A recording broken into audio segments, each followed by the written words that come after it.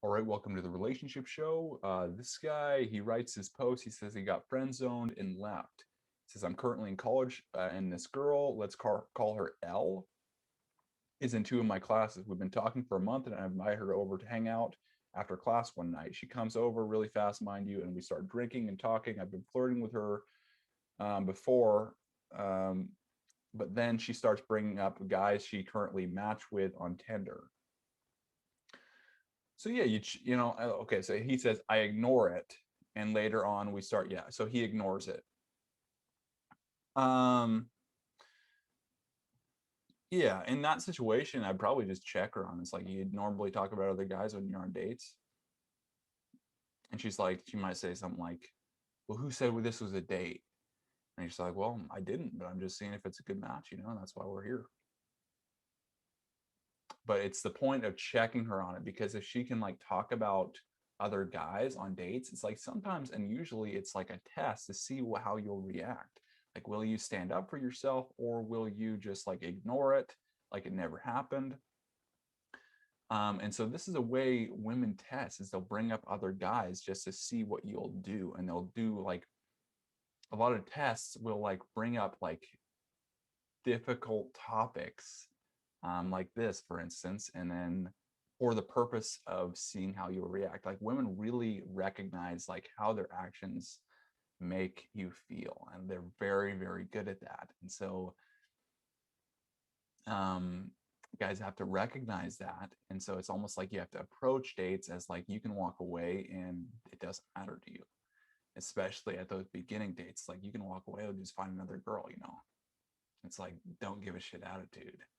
Um, but if you can succeed in that and then she'll stay with you, it's like, okay, well, man, I can't really get my way with this guy. And that makes me feel safe. So he says, I ignore it. And later on, we start laughing. And I think we're really clicking. We made it a few times. And then she leaves later on. A day later, I ask her out for a date on Saturday. And she says, I'll let you know I'm a real piece of shit. Sorry. Okay. So, I mean, you probably didn't pass some of her tests. You text her the very next day, didn't kind of wait for any kind of suspense to build if there was any created at the date itself.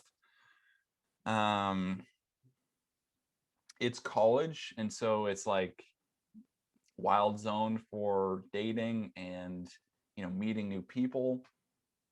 And so who's to say she probably is talking to a lot of different guys, because that's just how it is in college. It's like uh, at least for a lot of situations and a lot of women, a lot of guys as well. But it's like, so she's probably got some background. There's probably another guy in the picture. And then he says, tonight we hung out and then I left and went to a party. At the party, I was invited to another one on the same night that we're supposed to have our date. I text her and ask her if we're on for the date. And she basically says, no, but you're cool and we can still be friends. Yeah, so you're doing a call or text to confirm. And it's like that doesn't really show confidence. Like you got to lock that date in when you set it. So it's like bring up something like um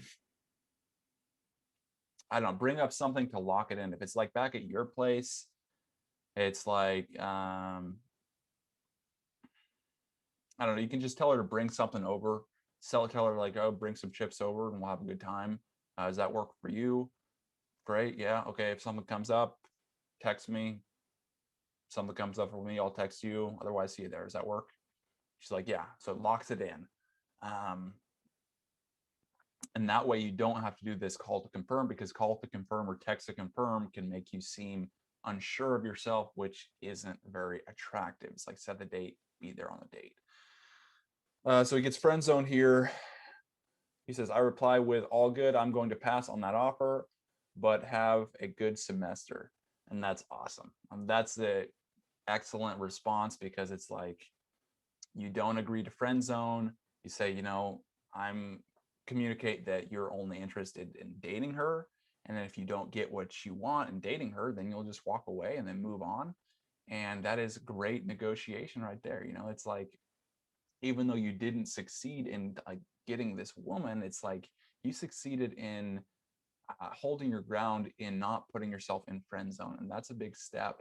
And that can really have, what you'll find is, especially if you walk away and then don't contact her again, you know, chances are she's going to contact you. She's going to be wondering about you. She's like, maybe I made a mistake. You know, we only saw each other 1 or 2 times, and, you know, or maybe I made a mistake in my tests. So I tested him and he failed these tests, but maybe that was wrong. And so she starts to wonder about you. And when she starts to wonder, it's like her attraction grows. And when you maintain that space, then her attraction grows, and then she'll reach out to you again. Then you might, you know, set the date at your place again, if she reaches out.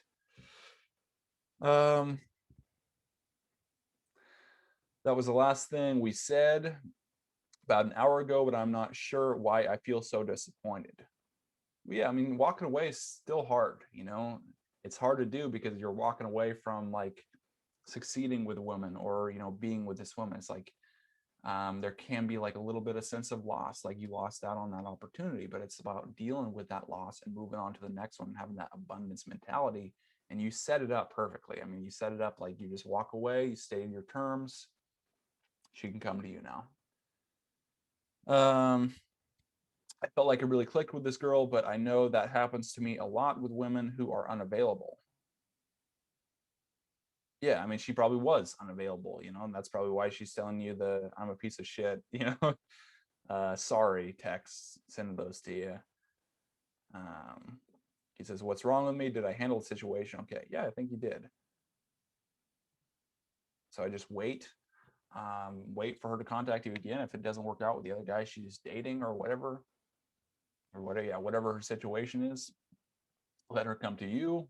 If you know that another guy's in the picture, say, what's the deal with him? If you don't want to do that, like, if it's dating in college, especially, it's like, I don't know, dating isn't really an exclusive relationship, but if you know she's with another guy, it's like, you bring it up and say, hey, I don't really want to get involved in that drama with you and him and me in this triangle. So it's like, if you can reach out when it doesn't work out with him, um, but otherwise, we'll be in class together, obviously, and we'll see each other. Just,